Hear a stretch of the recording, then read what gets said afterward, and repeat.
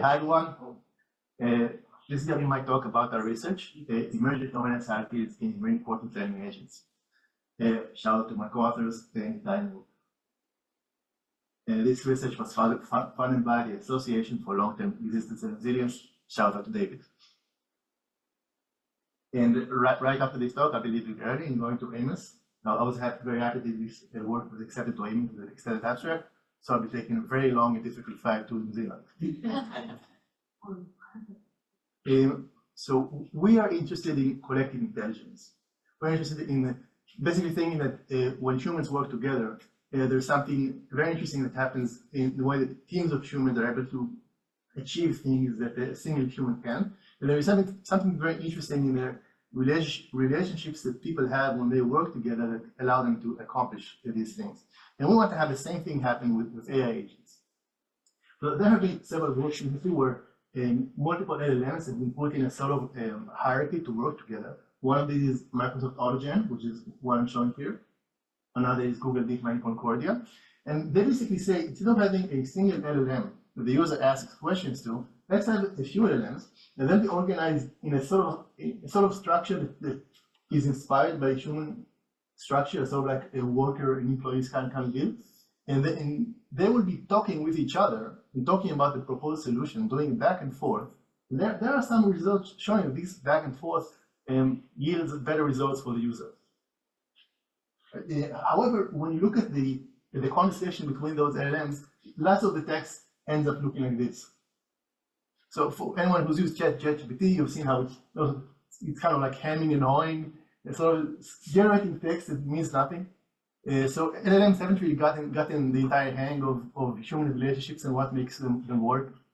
So when humans work together, they form structures, and there's something interesting happening in these structures, and we would like to imitate it better. And by the way, feel free to stop me if you have any questions. We believe that the study of dominance hierarchies in animals may shed some light on that. So now we live in the AI world, we're talking about animal study. And if you've heard the term alpha male or alpha female, it comes from this field. So dominance hierarchies is the study of the phenomenon where when you have a group of animals of almost any species, and usually what happens is that one animal tends to be aggressive to all of the other individuals more often than they are aggressive to it. And then there's a second in command that is aggressive to anyone except the first. And this happens in almost all species. And the animals form these sort of structures called dominance hierarchies, and their behavior in their position in dominance hierarchy has effect on their health and many other elements of their behavior. So there's been lots of research in this field. If you want to learn more about it, I recommend this special issue of the Philosophical Transactions of the World StatDB. So lots of different terms and stuff in that field. And the way that these zoologists and ethologists represent these dominance relationships are with directed graphs, where each node represents an individual and each edge represents a dominance relationship. So let's set some expectations about this work. Most of the results here are pretty basic and straightforward. And the main achievement here is a synthesis between a multi-agent RL and dominance hierarchies, bringing terminology from dominance hierarchies into multi-agent RL, showing that the results look somewhat similar. So, and there aren't any new algorithms or methods that you can use right now. That's the point.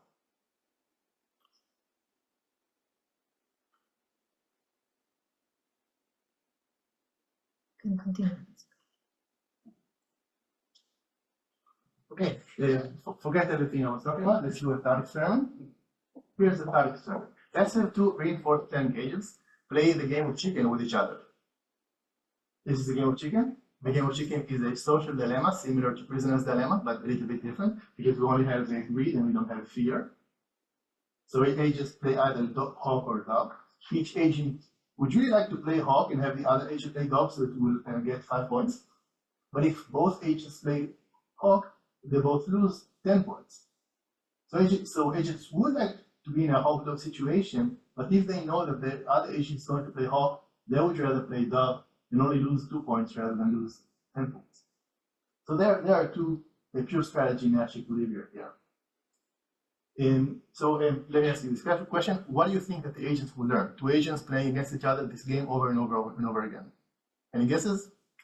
Can they learn mixture policies? And now from someone who isn't the co-author on the paper?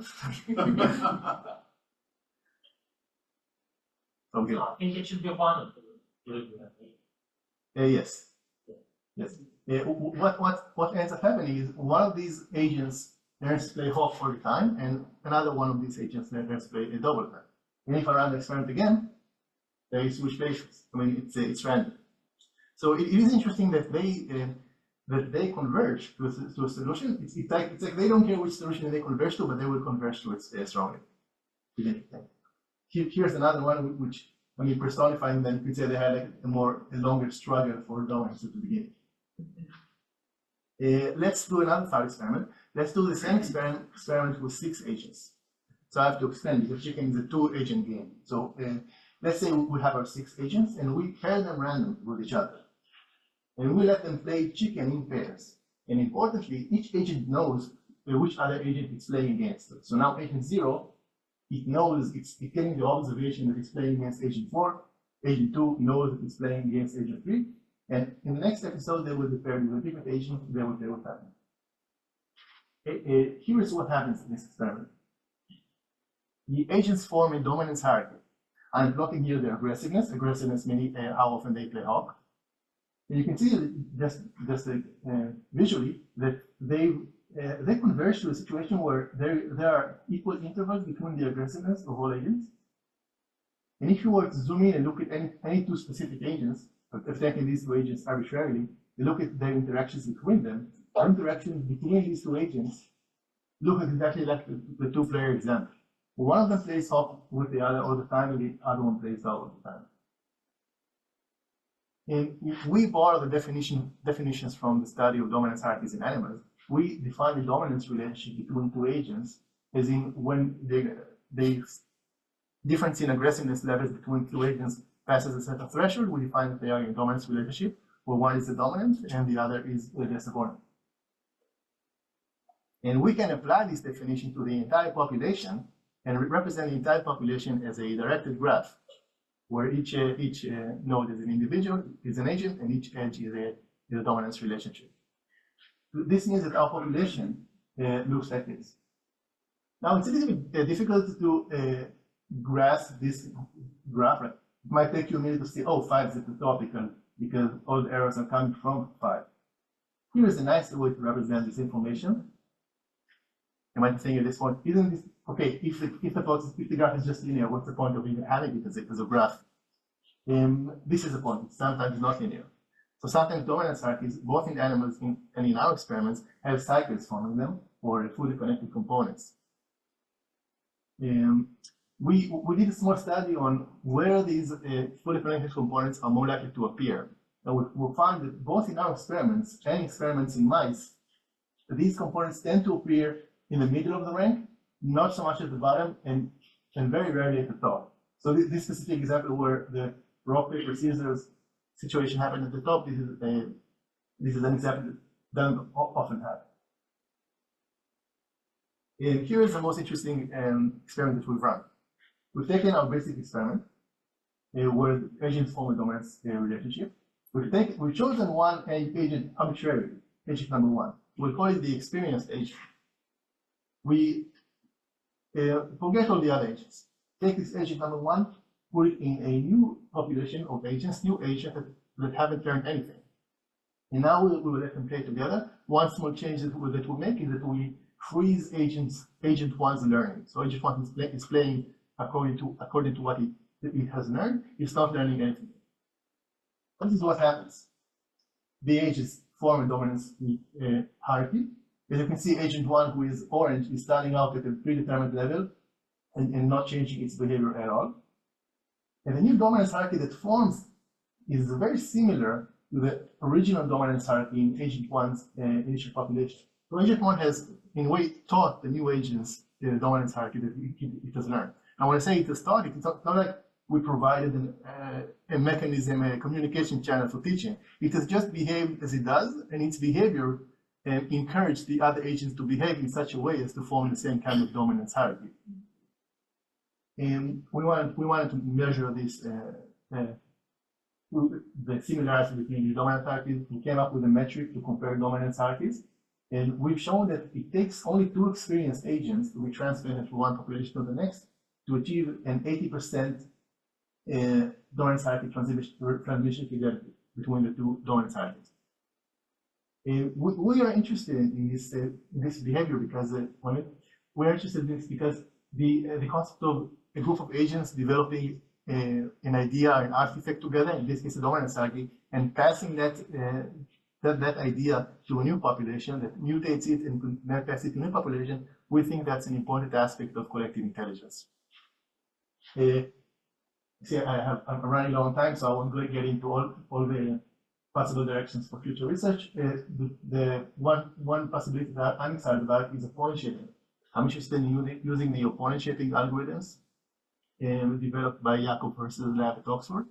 Basically, these are algorithms that instead of the user agent thinking, what can I do to get more points, the agent is thinking, what can I do to get the other agent to change what it does, so I'm going to get more points.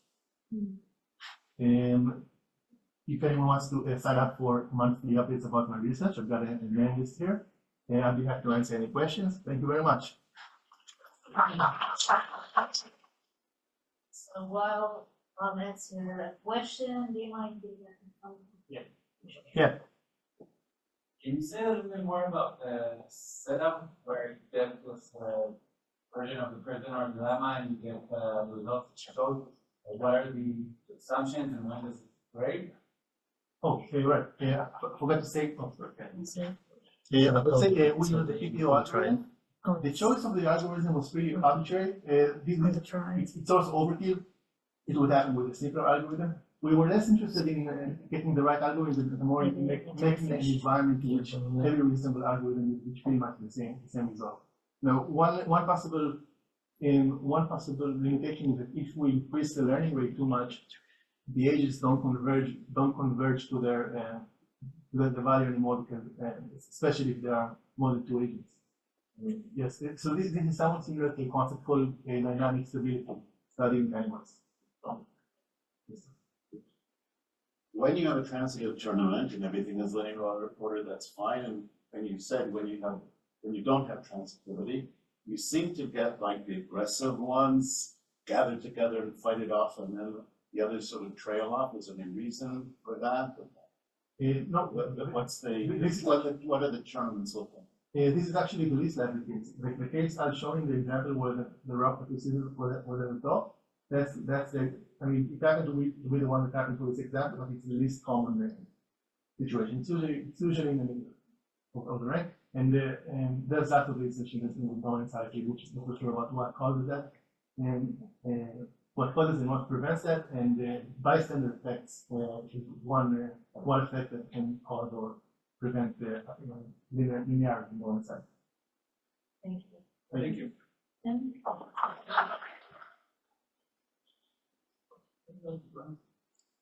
Right, is it your phone? Yes.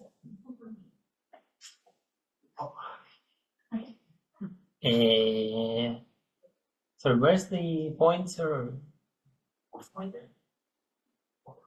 Oh, I guess this one. Yeah. Okay. Yeah, my name is Dima. Thanks for having me. I'm a postdoc in Technion. Yeah, and I want to present our working paper. It might have been a publication, but today it was rejected from SML. Yeah, principal agent reinforcement learning. So the talk is about contract design. This is a concept from economics, an economic problem where a principal wants to incentivize an agent to perform some actions that lead to good outcomes. And the principal thinks about how it can, what payment scheme it can offer, what contract it can offer. So here's a timeline. First of all, the principal offers the agent the contract and commits to this contract. then the agent generally may accept or refuse, but we will be talking only about positive payments, so it's always beneficial to accept. Then the agent privately takes a potentially costly action, so the principal does not observe this, which determines stochastically an outcome. Now the outcome rewards the principal and determines the payment according to the contract they signed here. Okay. Basically what we do is we combine this with reinforcement learning. So we extend this contract design problem to MDPs. We approach it with Q-learning or deep Q-learning, and in the end we apply this to sequential social dilemmas. Right, so this is just to show you an example of a contract design problem. Here we just have some matrix where the rows are actions the agent may privately take, they might be costly, and then the columns are outcomes that differently reward the principal, and then the entries are the probabilities with which each action of the agent results in each outcome. And so the contract is just a commitment to pay for each outcome a certain amount. Right?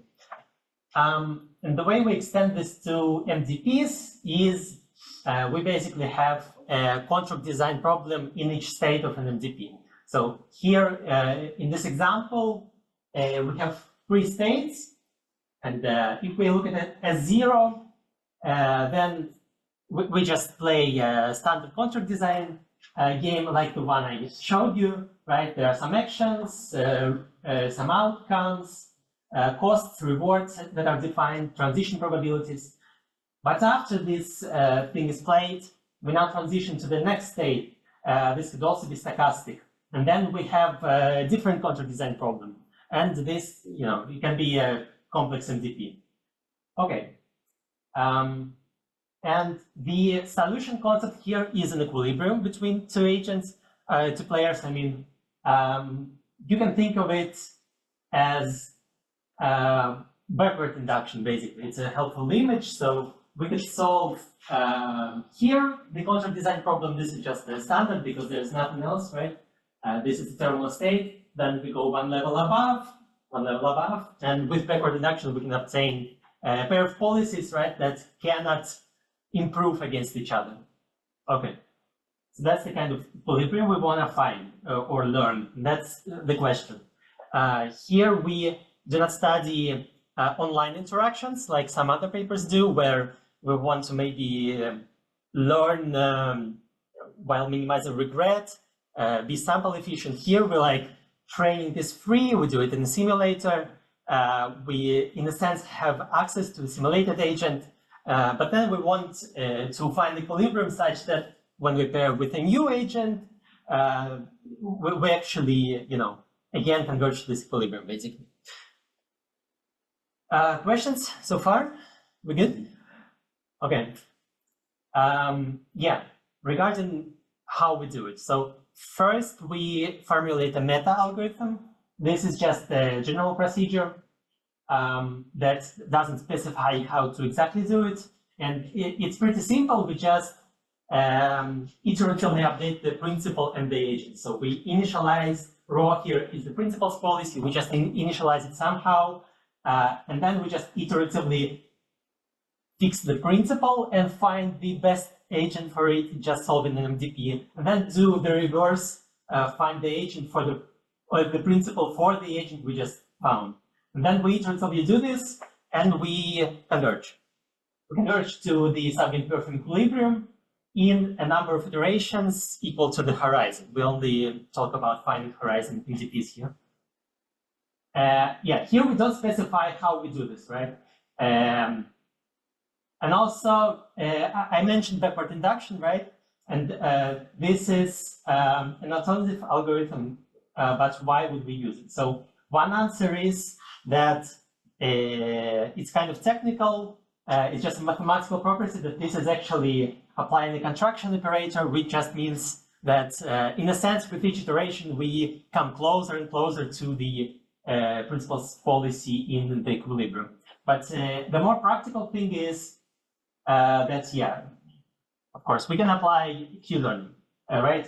And we do it, so for both of these optimization levels, we can do it. And that, of course, has an advantage that we don't need to know the MDP, right, the transition dynamics, but also that we can work with larger MDPs through the use of neural networks and deep learning. And yeah, these are also, there are some nuances there and details how to do this, but I won't cover it now. And I'm going to move on to the application that we have. So I assume many of you are familiar with sequential social dilemmas, but it's basically an extension of like previous dilemma, social dilemma kind of games to multi-agent MDPs, where there are policies that are cooperative or selfish or greedy, and the players can choose between those, and they typically get stuck in some suboptimal equilibrium. And so when approaching SSDs, many research papers do reward shading, right? They change rewards. And we view this through the lens of principal agent problem to find the minimal intervention into the agent's rewards such that the players still cooperate and maximize the social welfare. This is the particular example we study, the coin game. Basically, here we have two agents, red and blue, and also coins that spawn in a grid world. Each agent is rewarded for collecting a coin, but the coins can be of two colors as well. And so the dilemma is that greedy agents, they just collect any coin they see to, to get greedily, basically. But the other player will suffer when its color, if the coin of its color is collected. So it's like in this case, it receives -2.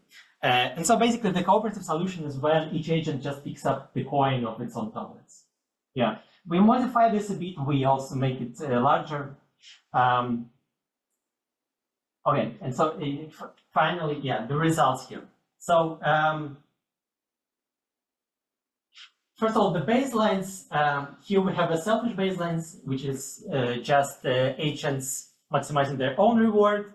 And the optimal or prosocial baseline or cooperative is when each agent directly optimizes social welfare. So a sum of rewards. And the gap between those basically means that there is some conflict of interest, some dilemma happening. And people look at our method, we should look at the orange one.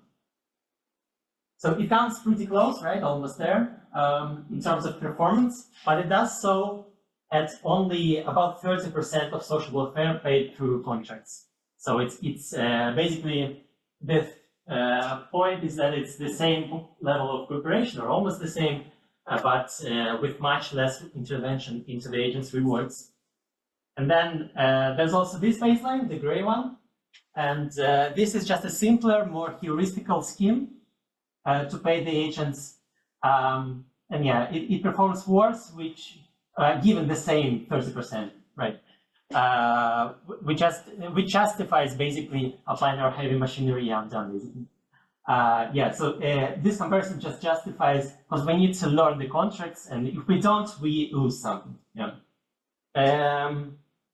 Yeah, I am done. So yeah, thank you for your attention, and I'll be happy to answer questions. I'll have some. Yeah.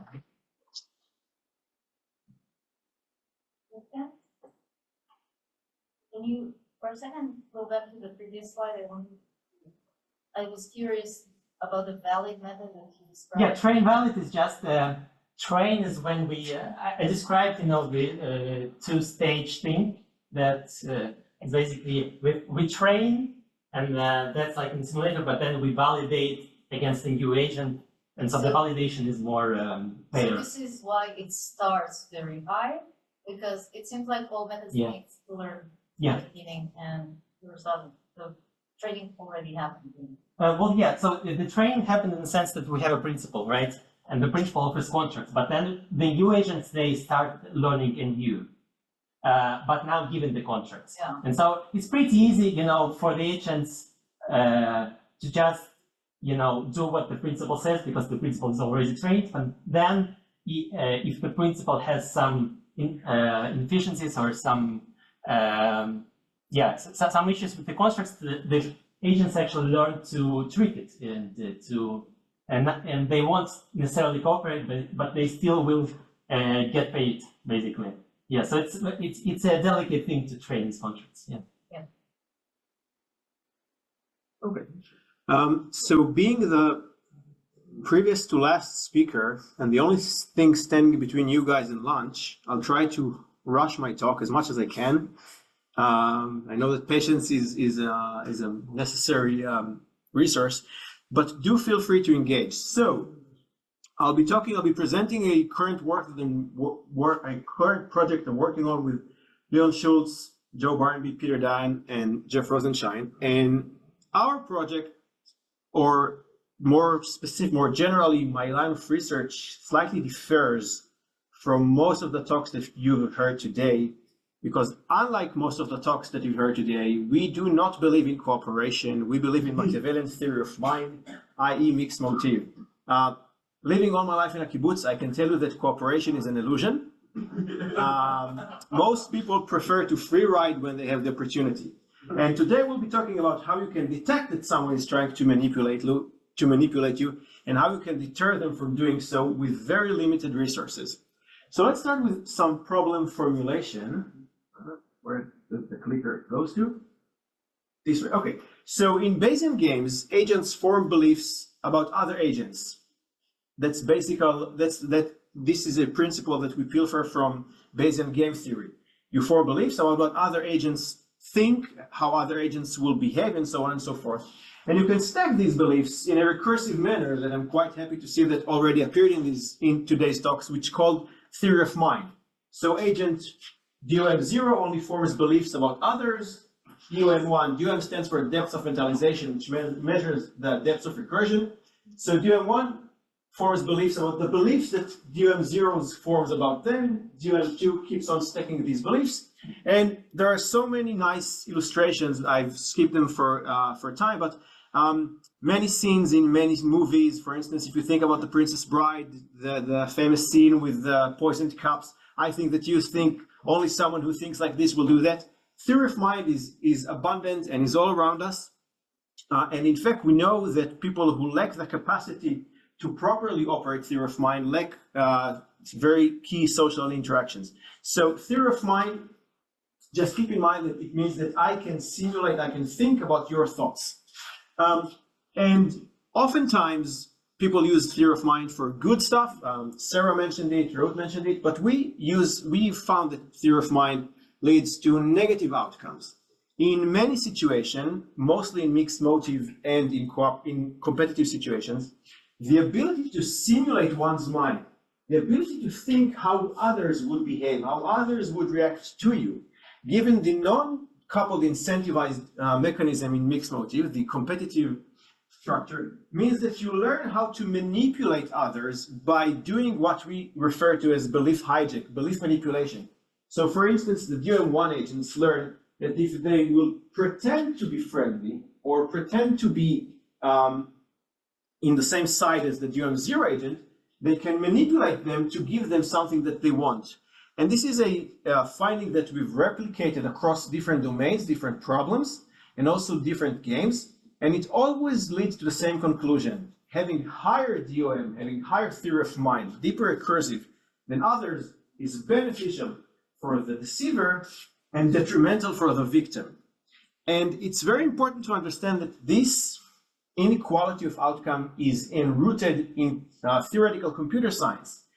These agents cannot reason about the complexity of the deception deployed by these agents. Okay, so it's as if you have your brain. It's as if someone has gained access to your brain, and they can perfectly simulate you. So they can predict every move that you'll make. They can predict every thought that you'll think. So you cannot even reason, you can't even detect that you're being deceived. And this is something that is we are now studying it with colleagues in London in humans who again suffer from some deficiency that their theory of mind level is jeopardized. And as I mentioned, we've simulated it across two different games. One is called the ultimatum game. It's a mixed motive game. One agent called the sender is getting an endowment. Usually it's a single coin, and they offer some partition of the money to the receiver. Say I get 60%, you get 40%. Typically, if it's in Israeli, I get everything, you get nothing. And then the receiver can decide whether they want to accept the offer or reject the offer. Hence, the mixed motive incentivized of the game. You prefer to get something over nothing, but if you feel like you are fired, then you tend to press the reject button just as a retaliation mechanism. The second one is a zero-sum game called the row column game. One player, the orange one, knows which one of the two payoff matrix is being chosen by nature, but the blue agent has no idea. So it has to kind of guess which game they're playing based only on the selection of the orange player. So the orange picks a row, the blue picks a column, and you need to learn, it infers about the type of the game from the policy, from the behavior of the orange player. Now I won't go too much into depth about where deception arises, it's in the paper, just a sec. But one thing that we can see across all the games, and these are just two illustrative games, we also had other games that we weren't, I'm not presenting here today, is that the deceiver always outperforms the victim. The deceiver in the mixed motive game earns 3-to-1 ratio in terms of the cumulative reward, and in the zero-sum game, it's almost 4-to-1. So again, this advantage, this higher theory of mind, the ability to simulate how others behave and affect their behavior is worthwhile. Yes? What is being in the row column game? What is being notified in the So the manipulator, I said I won't go into it in details, but the manipulator acts in a way that causes the victim to think that they're playing the other game. So if you look at the payout matrices, it will pretend, if the game is G1, it will pretend that they're playing G2. And since it's a zero-sum game, what is it reveal? it reveals just the actions, which rows you picked. You don't get to see the reward. The reward is disclosed, so you can't do the inference. Otherwise, there would be no inference. But as I said, deception is very beneficial. We know it from humans, right? We learn to deceive in a very young age, which corresponds to the part of developmental psychology where we also develop theory of mind. So theory of mind and deception goes hand in hand, both in AI and also with kids. But how can you still resent deception? Again, you don't have the cognitive capacity to do so, limited computational resources, theoretical guarantees that you can't draw inference about agents without theory of mind. So what can we do? Well, we pilfer some inspiration from the tale about Little Red Riding Hood. Anyone is not familiar with the story? Okay, growing up with a German grandmother, I heard the original version of the story, and it's a horror story. It's not a nursery story, not at all. So deception is quite interesting because it forces the deceiver to pretend to be something that they are, despite their true nature. So think about Little Red Riding Hood. The wolf is masquerading as grandma, but naturally he's not grandma. So he needs to behave in a way that is very non-typical for a wolf in order to convince Little Red Riding Hood that it is her grandma. Which then brings us to the idea that we pilfered from anomaly and masquerading detection. Well, you can question, or you can at least try and verify the behavior. So when Little Red Riding Hood meets the wolf, you remember she asked him, well, Granny, your ears are very long, and your eyes are very big, and you have a very long snout, which is very non-typical for a human grandmother to have. In fact, if you think about it from a statistical point of view or a information theoretical point of view, what happens is that the wolf appearance is very non-typical. It lies on the edges of the distribution for how a human grandmother should look like. So if taking the same principles and incorporating them, combine something that is known as delta strong typicality, which defines a subset of trajectories sampled from a generative model, confounding them to only samples that have the same, roughly the same entropy as the generative model. And also monitoring the average reward. So when you engage with someone, you expect to see certain outcome. So if these two components, specified in the paper that I will refer to in the end, if these two components fall behind, if something looks like grandmother but doesn't have, but has, you know, the ears are too long, the eyes are too big, the snout is too wide, then it's probably not grandmother. And despite the fact that Little Red Riding Hood cannot fathom the probability, the possibility that a wolf would masquerade as grandma, she can still detect that it's not grandma. Okay, so now that you've detected that you're facing a wolf and not your grandmother, what can you do? 1 minute, I'll do it quickly. Well, you can retaliate and retaliate harsh. And this is the second part of our paper where we took ideas from game theory, the Grim Trigger policy and also Minimax policy, and incorporated them such that once a deception is detected, the victim retaliates with a very harsh behavior, thus deterring the perpetrator from doing so. Recall again that in theory of mind, you can simulate the behavior of the other agent. So if you know that once you derail the other agent, if you misbehave them, they respond quite aggressively, it deters you from doing so. And indeed in our paper, we were able to show that with and without the mechanism, the outcome is much more egalitarian in favor of the victim once it was able to detect the deception and deter the perpetrator from doing so. So naturally, you know, there is no free lunch theorem applies in this building as much as in every, although you get lunch for free, don't you worry. You know, such mechanisms may still need to balance sensitivity and specificity, but we are looking at different applications of this idea to reason about a sophisticated adversary deceiving you with limited capacity in stuff like cybersecurity and in AI safety. You have the QR for the paper if you're interested, and I'm here for further questions.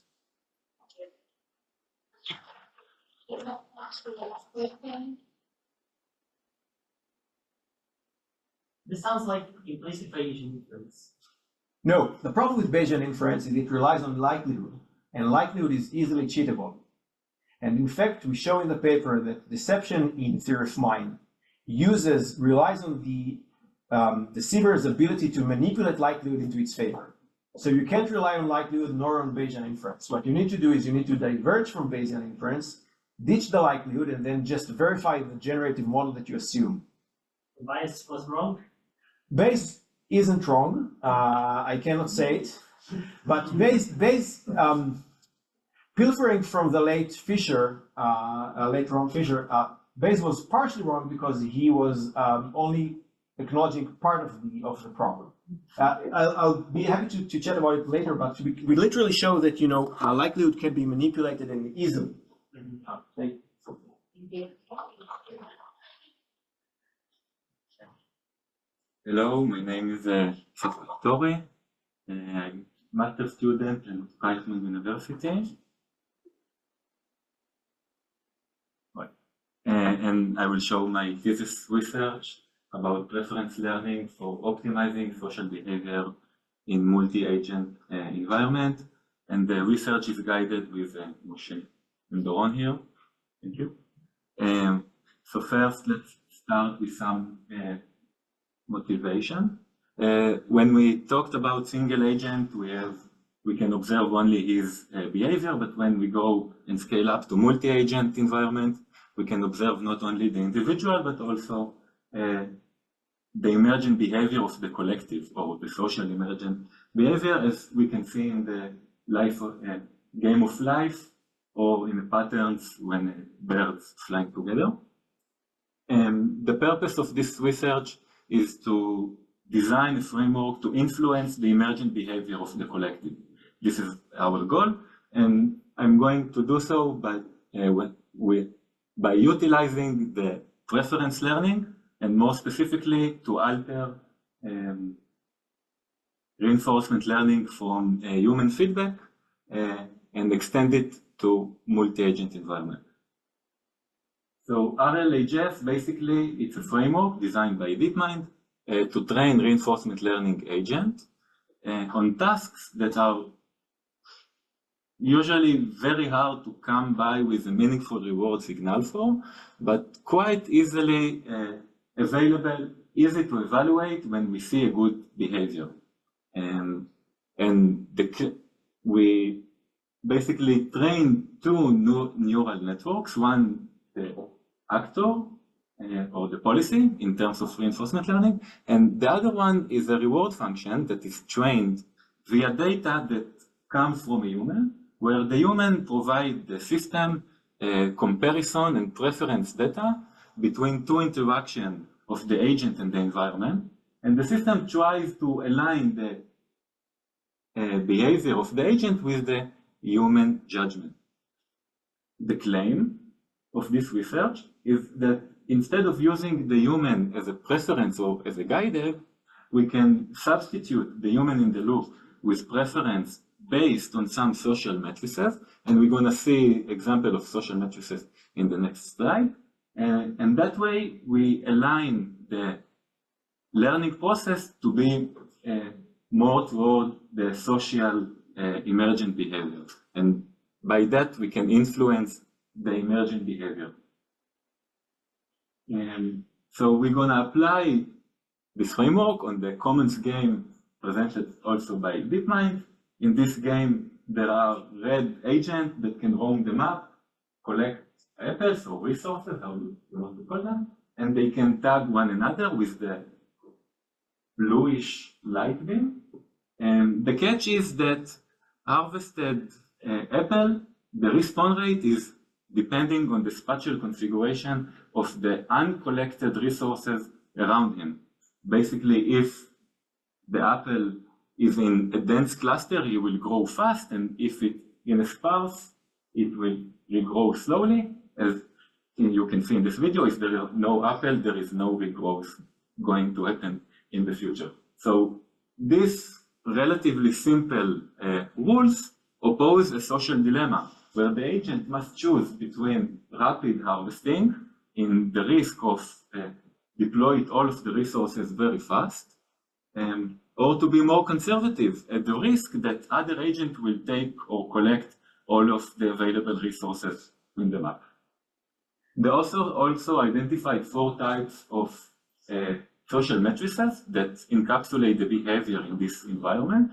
The first is efficiency, just measure the sum or the average sum of the apple collected during one episode.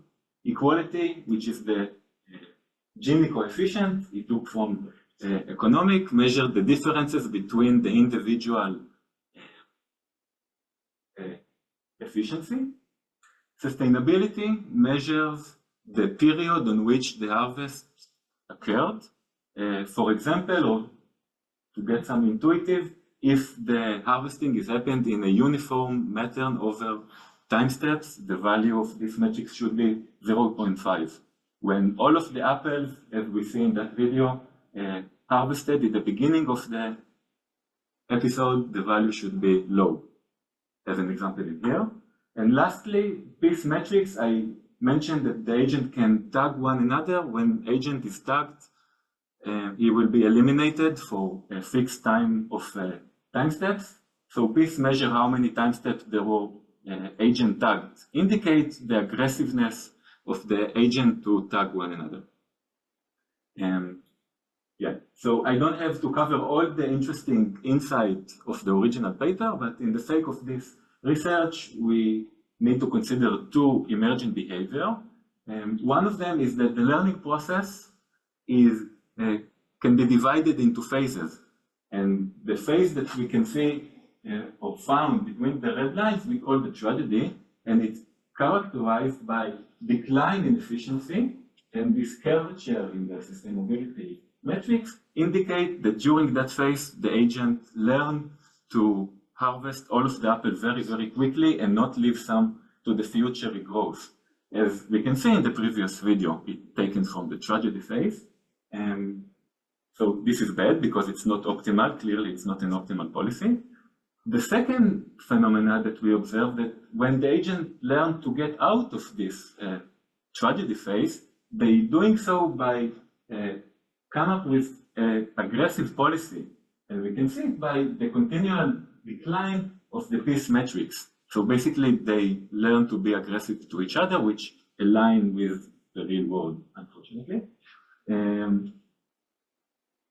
Yes, so this is, and we can see this by the video that we saw earlier, taken from the tragedy phase, while this sampled from the end of training, and we see that the resources remain available during the episode, but clearly the agents are much more aggressive to each other, and they're trying to tagging almost in any occasion that they see. Yeah. So the takeaway is that without any external intervention, the policy the agent developing is an aggressive policy.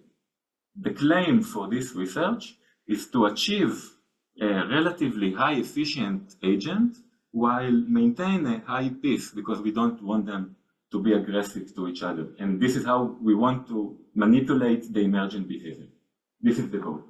So, as I said earlier, the goal is to extend RLHF framework or reinforcement from human feedback to a multi-agent environment. So the first approach is to assign each agent in the environment with his unique reward function, and the training of that reward function is based on the individual experience and is independent to all of the other agents. I think it will be easier to understand if we go over the architecture of the network, not the technical part, but what it's like. The insight is that the input for the reward function is dual input. One of them is a data, pixel data from the observation of each agent, and the other one is the action that is going to be embedded. And we combine the output of the analyzing of the observation by a convolutional network to the embedding data of the action. We merge them, and then we feed them to MLP with one output, which is linear, and that output serves as a reward for that specific agent. The other architecture that we propose is to have only one reward function that is predicting the rewards for all of the agents at once. The difference is in the previous method, we observe only the observation of each agent, and now we see the whole state of the environment. And we take into consideration all of the action, and the output is going to be a vector and not a scalar value, such that the index at the I output correspond to the reward of the I agent. We performed 2 experiments so far, both of them on the personalized reward modeling. Yes, sorry, I didn't mention the names.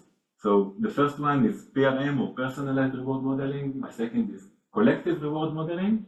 So the result I can show you today is only of the PRM architecture.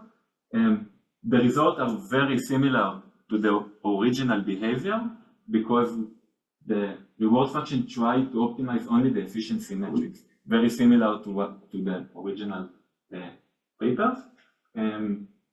So yeah, the behavior is very simple and very similar. The interesting part is this graph, which indicates the correlation between the real reward from the environment and the predicted reward from the reward function. The correlation is very, very high, which is intuitive because the goals are the same. The second experiment, the reward function tried to optimize the multiplication between efficiency and peace. And by this multiplication, we can stack more than one social metrics. And the interesting part is in that experiment, the peace value remained very, very high in contrast to the previous one. And yeah, 5 seconds. And this is a video took in the end of the training via the preference learning learned to optimize the efficiency and peace. And we can see that there is almost no aggressive to each other, so it's a promising work. Thank you for listening.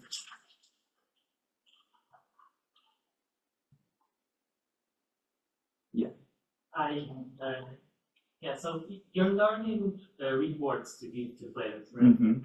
So what's the advantage of learning a reward instead of just giving the reward to other players to each player?